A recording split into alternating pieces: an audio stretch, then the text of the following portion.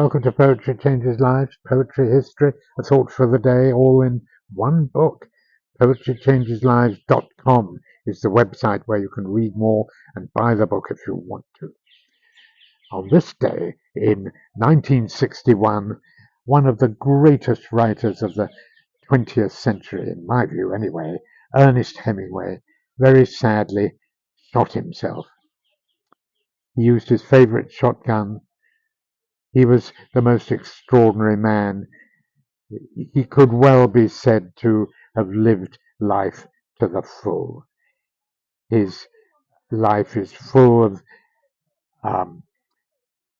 bullfighting, big game hunting, big fish hunting, fighting in general, war, romance, heavy drinking.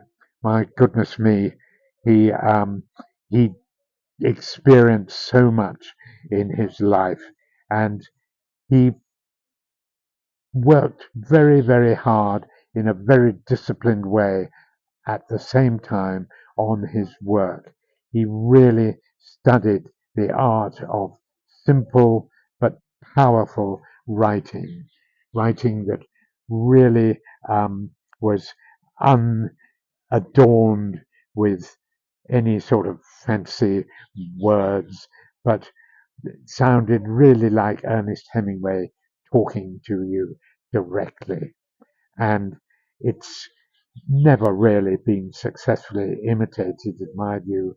It looks simple and thousands have tried to write like Hemingway, but nobody has ever done it as well as the man himself. He lived a lot of his life in Europe, particularly in France and Paris, of course. And it was a tragedy that he was troubled with a mental illness. His family had a terrible history of suicide. His father killed himself. Two of his siblings killed themselves too. In Hemingway's case, alcohol, I think, did not help either.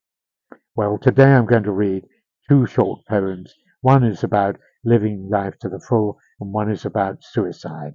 Here's the first, by James Graham, Marquis of Montrose, a very great Scottish historical figure who was executed for treason in 1650, but lived a wonderful, exciting life before that.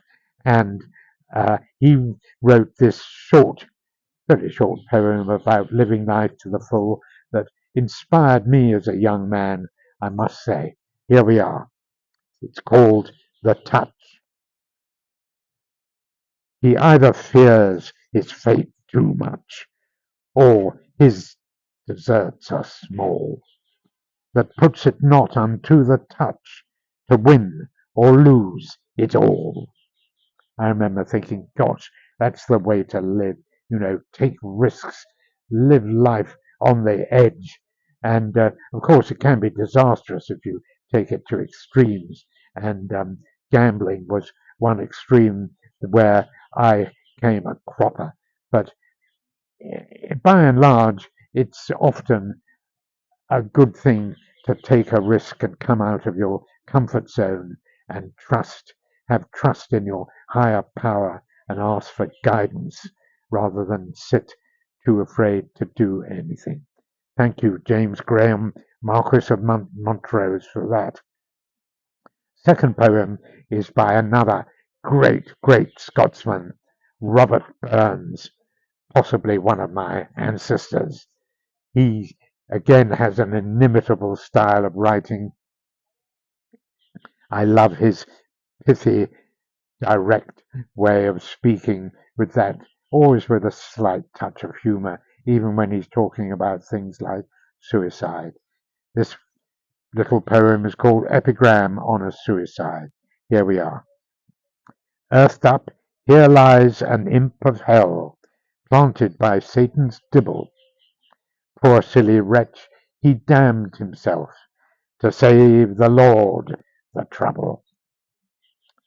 There you are. That's the voice of Robert Burns, without a doubt.